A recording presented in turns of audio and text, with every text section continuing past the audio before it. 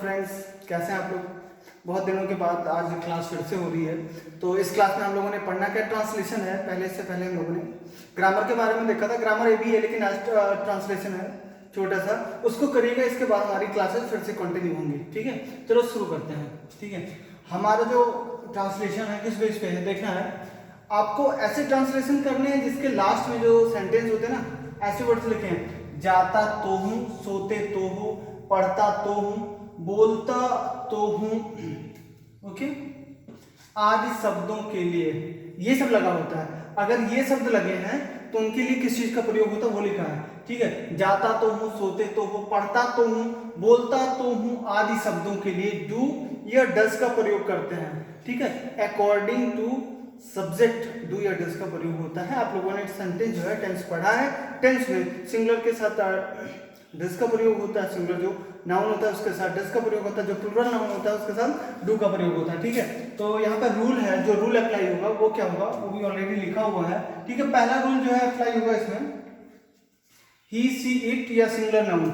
आपको सेंटेंस मिलता है उसमें ही सी इट ऐसा कुछ लिखना हो या फिर सिंगुलर नाउन हो। ठीक है, तो उसके जस्ट आपको उसके जस्ट बाद प्लस लगाना है। उसके बाद आपको प्लस का मतलब ऐड करना है डज, उसके बाद वर्ब, वर्ब की फर्स्ट फॉर्म का यूज करना है और लास्ट में जो भी ऑब्जेक्ट होगा लास्ट में उसको डाल देना है। ठीक है, सेकंड आपका क्या होगा रूल, जो सेकंड रूल में आई वी यू दे, ये जो आई मींस मैं, वी मींस हम, यू मींस तुम, आप, दे मींस वह, ये सब प्लूरल के अंतर्गत आते हैं। या फिर इनके अलावा कोई और प्लूरल नाउन होगा तो उसके लिए क्या होगा डू का प्रयोग होता है। वर्ब की फर्स्ट फॉर्म का प्रयोग यहाँ पे भी होता है और लास्ट में ऑब्जेक्ट लिखते हैं। ठीक है, तो यहाँ पे एग्जांपल कुछ दिया है, मैंने लिख दिया है पहले ही। ठीक है, अब इसको सॉल्व करते हैं, देखते हैं। देखिए इसमें लिखा है मैं वहां जाता तो हूँ।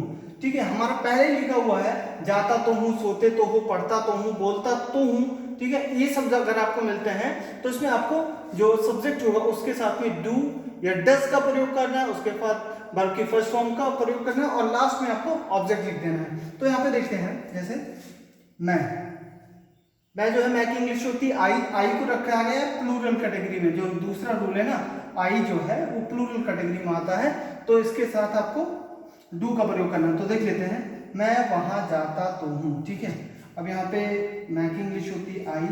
ठीक है, अकॉर्डिंग टू दिस रूल आई हमने लिख लिया, उसके बाद हमने डू का प्रयोग करना है, आई डू।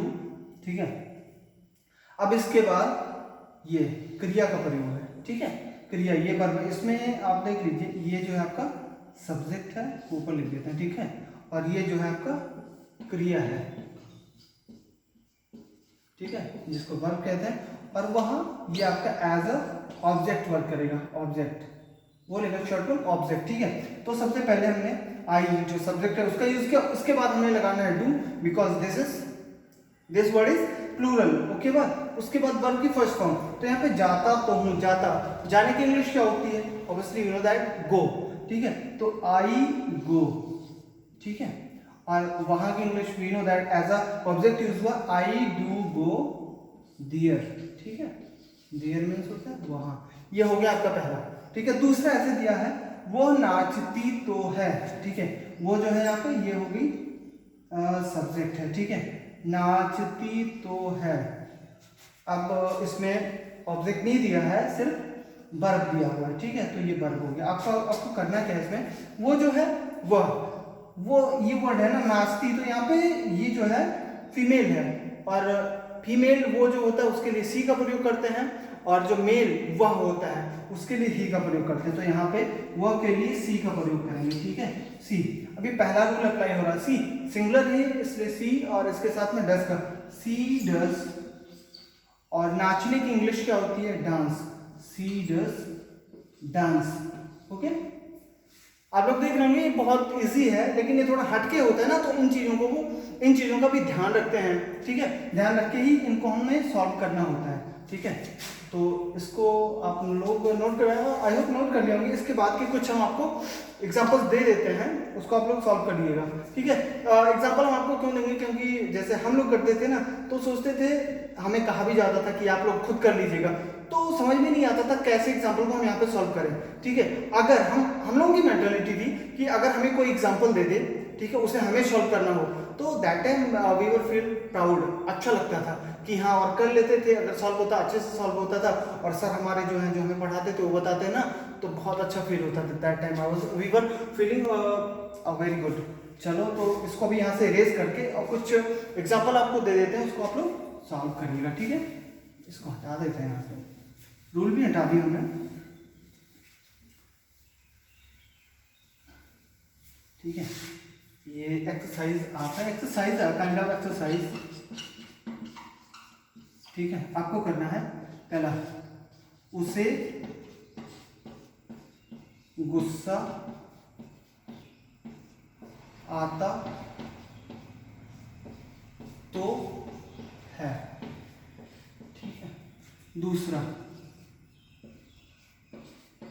मैं किताब पढ़ता तो हूँ।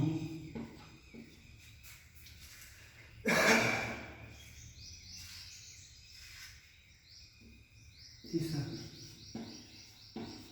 मेरी माँ पूजा करती तो है, ओके।